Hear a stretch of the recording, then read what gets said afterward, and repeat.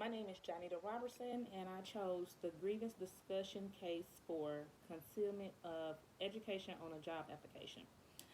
Welcome to Business 343, and I am the grievance committee chairperson. According to ncbar.gov, I have the authority to do multiple things. While I will not name them all, I will give you a few. I have the authority to supervise the activities of the council, to recommend the grievance committee that an investigation be initiated, to recommend the grievance committee that a grievance be dismissed, to direct a letter of notice to a respondent, or direct the council to issue letters of notice in such cases or under such circumstances as the chairperson deems appropriate, and to issue at the direction and in the name of the grievance committee a letter of caution, letter of warning, a reprimand, or a censure to a member. So what's all the fuss about? Case 4 speaks about how a well educated man failed to mention his background education prior to applying for a position that stated you could not have a degree to work in a certain department due to possible boredom and not lasting in the position. Basically, they felt that people with degrees were overqualified for the position. He was then laid out to business, slowing down, then brought back. But once he unintentionally started putting his background education to use with writing the pamphlets, he brought up a red flag with HR, which conducted in a thorough investigation. He was terminated for falsifying on his application. So the argument, to me, it seems like a little bit of a stretch and an extreme measure due to the fact that they would never have known his education had he not started writing the pamphlets.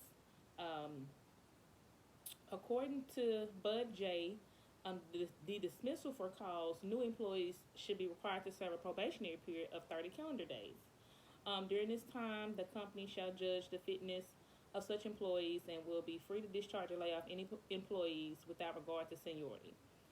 Um, while I'm a very confident person, I do not know, if we will win the case, being that he technically did break their law, but I would argue that the collective bargaining agreement between the United Steelworkers of America Local 55 and Leach Industries expired on January 18th, and there's also more that you can read about it on this PowerPoint slide.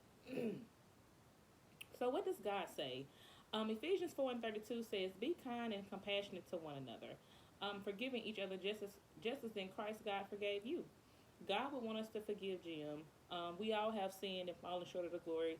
We've all done things that we are not proud of, and we didn't want people to just write us off and count us out. We wanted them to be able to accept us with open arms, allow us another chance.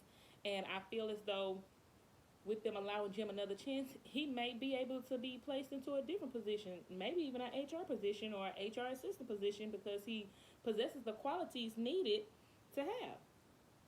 So the arbitrator's job is not enforcing legal statutes, but to quote statuses and their interpretation to aid in the interpretation of the collective bargaining agreement.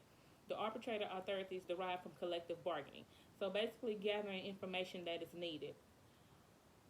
The chairperson position, which is me, um, explaining the relationship between board attributes and human rights in reporting.